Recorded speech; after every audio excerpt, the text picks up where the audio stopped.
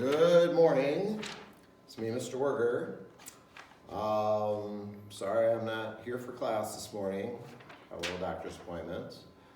But if you were planning to take the quiz after school today, I will still be here, so I will see you then. So yesterday's lesson, those of you that were not here, I hope you had a chance to watch the video I sent you with yesterday's lesson, which was kind of the basics of sine and cosine graphs, where that wave comes from, and we did graphs with different amplitudes and graphs with different periods. Okay, so then we're going to kind of build on that today and talk about horizontal and vertical shifts of the sine and cosine graphs. First of all, in these two little mini graphs here, let's just kind of review like the parent function graph, so just the basic y equals sine x graph. So if you remember, that graph went through 0, 0, and then it went up to 1, came back down to the midline at 0, went down to -1, and came back to the midline. If I can slide those down a little bit.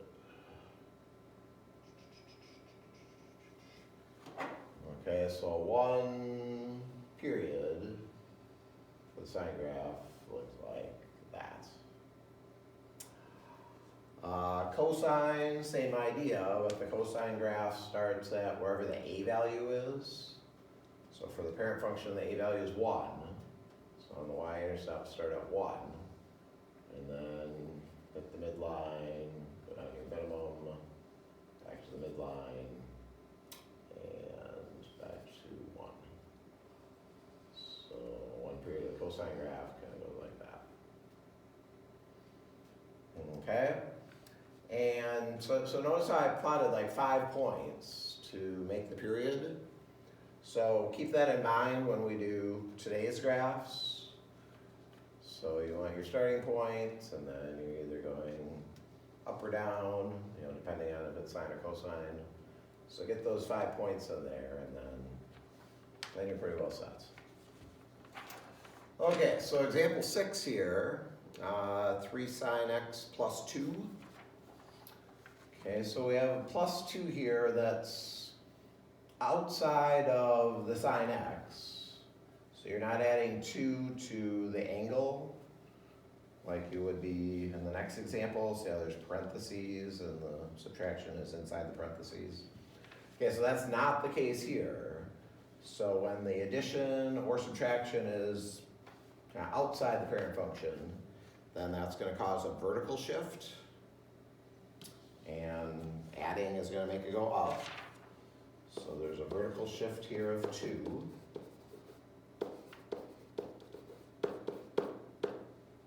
Vertical shift is 2. And it's plus, so we're going to go up 2. So yesterday, all of our graphs, the x-axis was the midline, I think I mentioned. Okay, so as soon as there's a vertical shift, now the x-axis isn't going to be the midline anymore. Those are a little big. So now, oh geez.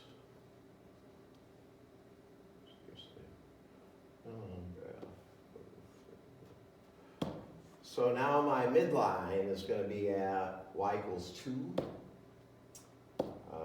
So if you want to draw like a dashed line that goes through 2, like that. Okay, so that's the midline. Midline, y equals 2. Horizontal line. Okay, so our sine graph, instead of starting at 0, 0, it's being shifted up 2. So the sine graph, if there's a shift, it will start on the midline. Okay, and then yesterday we learned about amplitude. So the amplitude here is 3. And the amplitude is the distance between the midline and the maximum.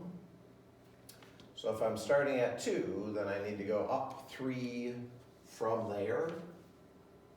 So that's going to put me up at 5 for my maximum.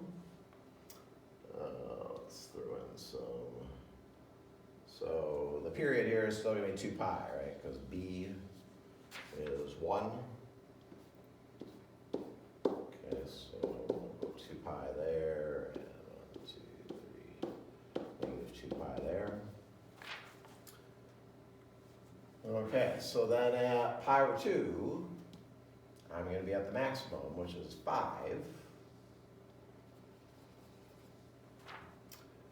And then at pi, I'll be back on the midline, which is y equals 2.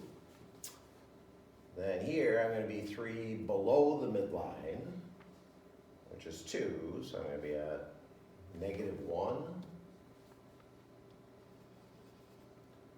And then back to the midline. Okay, so there's one period.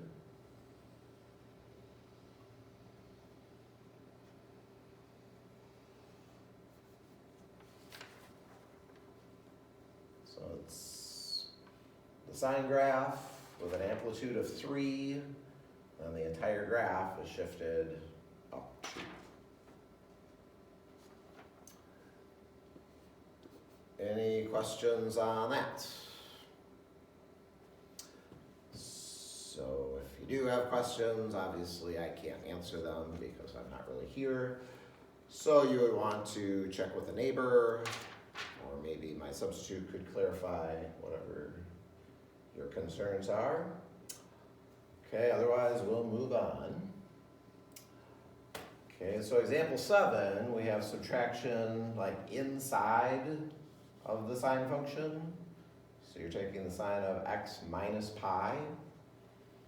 Okay, so when that subtraction or addition is happening inside the function, that's going to move it either to the left or to the right.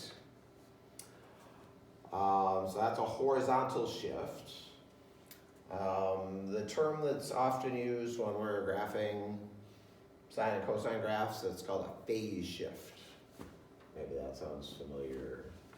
So the phase shift, which is the same as a horizontal shift.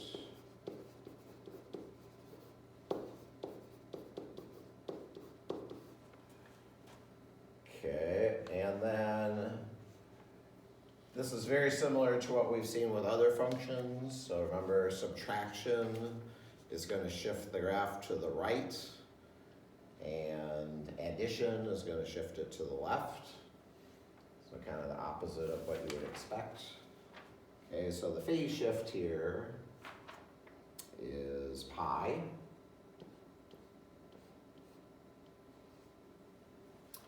And that means we go to the right.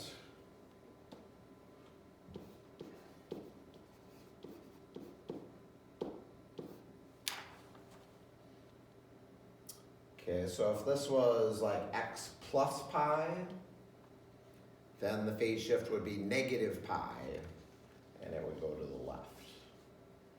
So the phase shift is like the opposite sign of what you see inside the parentheses there. Okay, so no change in the period here, no change in the amplitude. So there's just the shift pi to the right. Okay, so let's go 2 pi, 2, 3, 4, negative 2 pi. Okay, and this is another sine graph. So the parent sine graph starts at 0, 0. But then we're going to move that starting point to the right pi units. So that would be here. So that's my new starting point.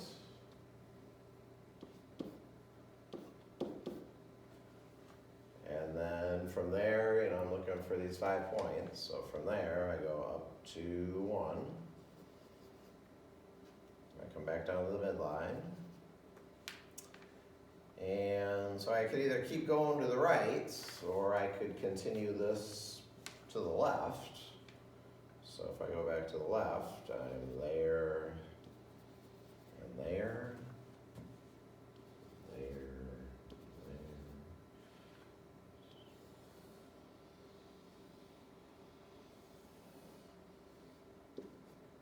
Oops. Spot too soon there.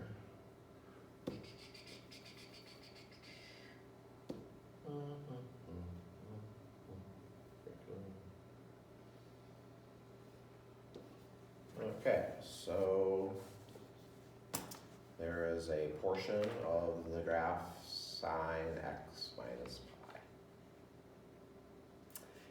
And if you're thinking about like yesterday's graphs, so we could also, can anyone kind of see what other equation could we write for that same graph? It's a sine graph. It goes through 0, 0, but it starts going down. So this could also be the graph of y equals negative sine x. Let's take a quick look at that on our calculators.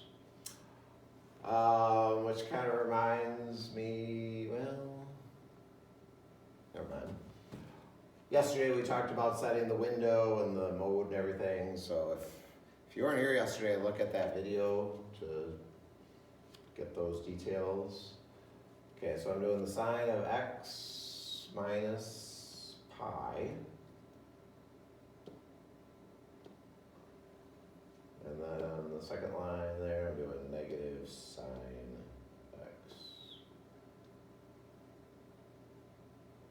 Graph. So there's the first graph. And then there's the second graph that's right on top of it. So these are coinciding graphs. So this is an example of what's called a trigonometric identity. So it's like two different expressions that are equal to each other as far as the world of trig goes. And in chapter 5, we're going to do a whole bunch of these. So that's an example of what's called a trigonometric identity. Something that's always true. So the sine of x minus pi is equal to the negative sine of x. Because of the periodic nature of the function, they end up being the same graph. Okay. Then things get a little trickier in example 8. So pay real close attention here. So now we have a b value. That b value we saw yesterday affects the period. That b value is also going to impact the phase shift. So before you graph this, if there's a b value like inside the parentheses there, you want to factor it out. Factor out b. Okay, so that looks like this. So I'm going to factor out a 4 from these two terms. So then I get y equals sine of 4 parentheses x minus pi over 4.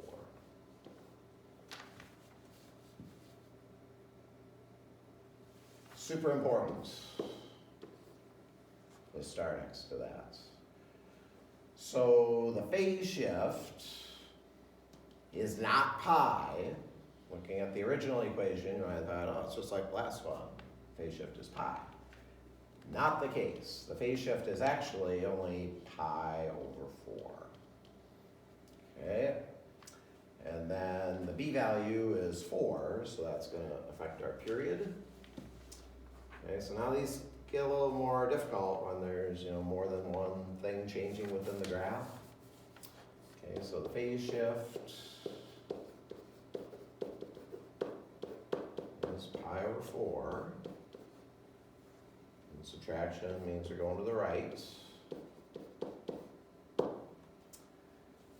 And then our period formula we used yesterday was 2 pi over b. So b is this 4 right here. So we would simplify that to be pi over 2. Okay.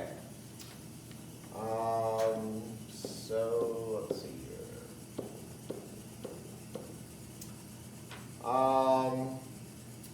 I'm going to make the 4th tick mark pi over 2. So you can pick the scale to be anything you want. So this is pi over 2. So we got to know our fractions a little bit. So pi over 4 is half of pi over 2, right? Think about the unit circle. Pi over 4 was 45 degrees. Pi over 2 was 90 degrees. It's like 1/4 and 1/2. So 1/4 is half of 1/2.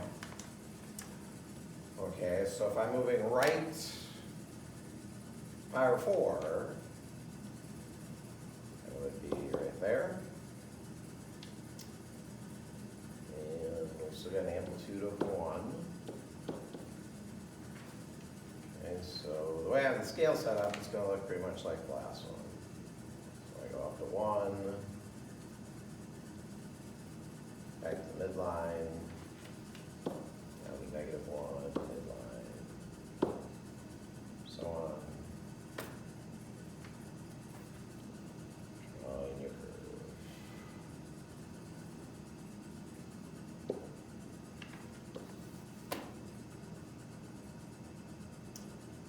Hope that is making sense. Okay, so now we're going to put all of this together. So combining what we did yesterday with what we're doing right now. So here's the general equation for a sine or cosine function. So the a value we saw yesterday impacts the amplitude.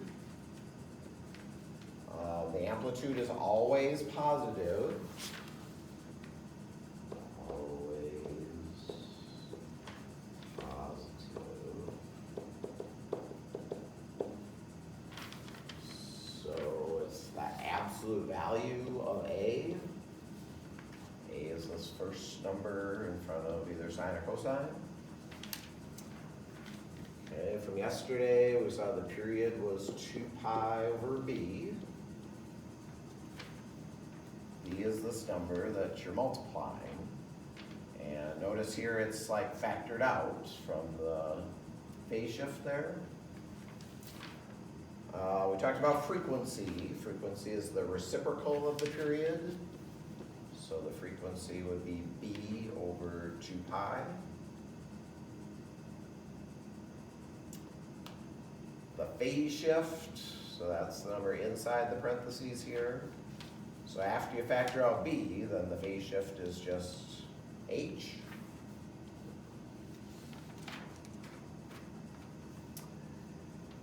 And the vertical shift is this number outside the parentheses. So the vertical shift is k.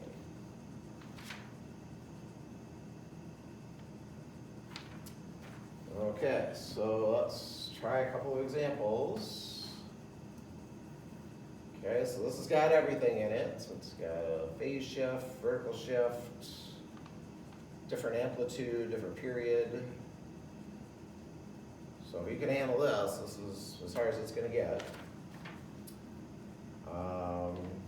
So amplitude, that should be an easy one. Absolute value of 2, which is 2. The period, okay, so, you know,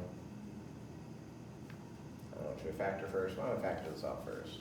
Okay, so we've got x over 4, so that's the same as 1/4 x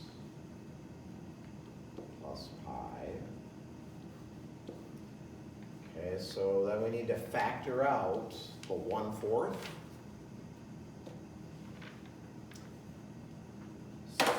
to see this semester, like, you really gotta know your fractions.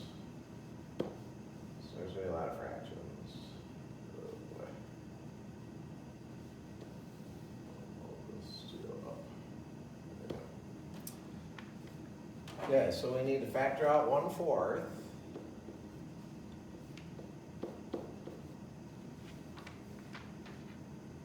Over here, so we got 2 cosine 1/4. So 1/4 over 1/4 is just x. And then when we divide by fraction, remember that's the same as multiplying by the reciprocal. So that would be plus 4 pi minus 1.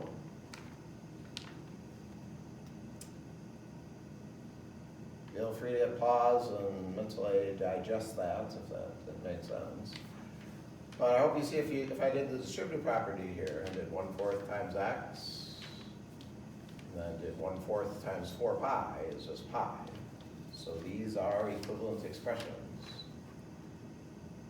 Okay, so the period is 2 pi over b, which is 1/4. So if we multiply by the reciprocal, which is 4 over 1, so the period is 8 pi.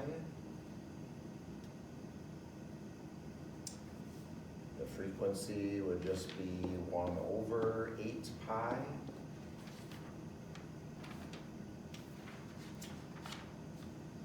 The phase shift is right here. So if it's addition, then the phase shift is negative. So the phase shift is negative 4 pi, which means it's going to go to the left.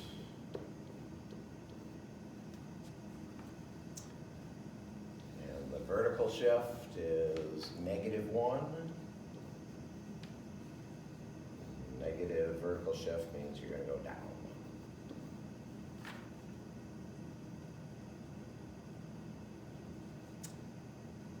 Feel free to pause there if you need to. Otherwise, we will sketch a graph.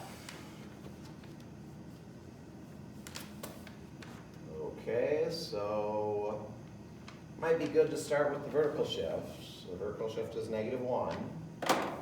So then we have to draw a new midline in there at negative 1.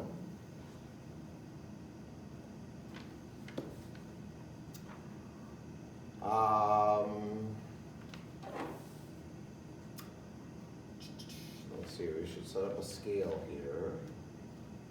So the period is 8 pi. Okay, so 2 pi, 4 pi, 6 pi, 8 pi. 1, 2, 3, 4, negative 8 pi.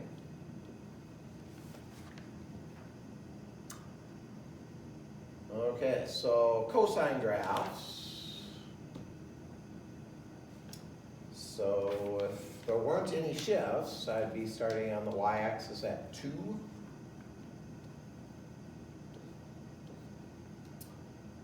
Okay, but then I need to shift. So if you want to think about, okay, where's the starting point before the shifts? So cosine would be a 2. But now we're going to go down 1 and left 4 pi. So there's my starting point there at negative 4 pi and 1. Okay, now this is the maximum value. So you got to think about the cosine parent graph. So if A is positive, it's starting at the maximum. And then it's going to go down and then come back up. Just make one period. Okay, so I'm starting at this maximum value, which is 1. And then I would hit the midline. So not the x-axis, the midline. And then the minimum value is going to be 2 below the midline. So the minimum value is going to be at -3. So point there, -3. Then back to the midline. Then back to the maximum. So those are the 5 points that make up a period. And then I could go back to the midline, down to -3, midline. So if I wanted to fill the graph up here, it goes like that.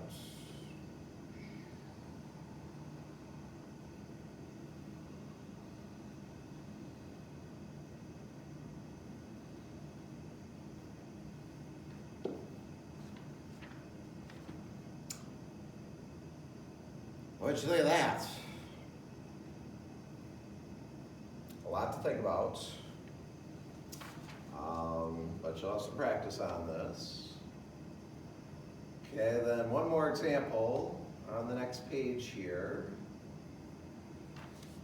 So we did some of these on last night's homework, but now we're just throwing in the horizontal and vertical shifts. So write an equation for a cosine function, gives you the amplitude, the period, phase shift, vertical shift. Okay, so cosine function. So A cosine B parenthesis x minus h plus k. So the amplitude is 0.5. So you remember from yesterday what we would put in for A. Remember the plus or minus that we need in there with the 0.5?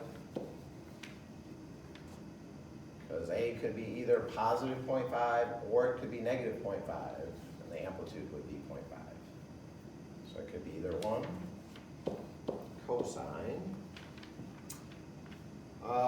We need to find the B value. So the formula for period, 2 pi over b, and the period is pi. So we can cross multiply and solve for b. So pi times b equals 2 pi. It's kind of obvious here, b is going to be 2, right? Divide both sides by pi. So b equals 2. Okay, so the equation for b, I'll put a 2. The phase shift is pi over 3. So that's your h. And if the phase shift is a positive number, then in the equation that's subtraction. So x minus pi over 3. The vertical shift is up 3, plus 3. And you don't need to multiply this out or anything. We're not going to graph this. It's just write the equation. Okay. So that's it for today's lesson.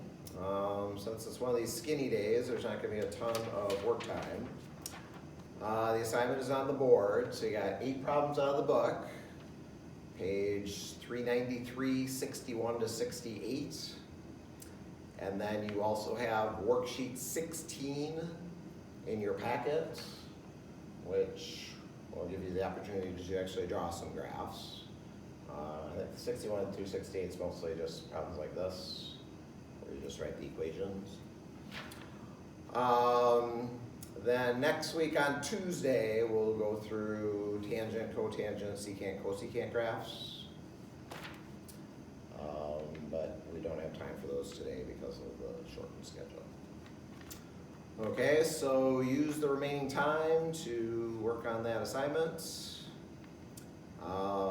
If you're making up a quiz, I'll look for you either A+ today or after school.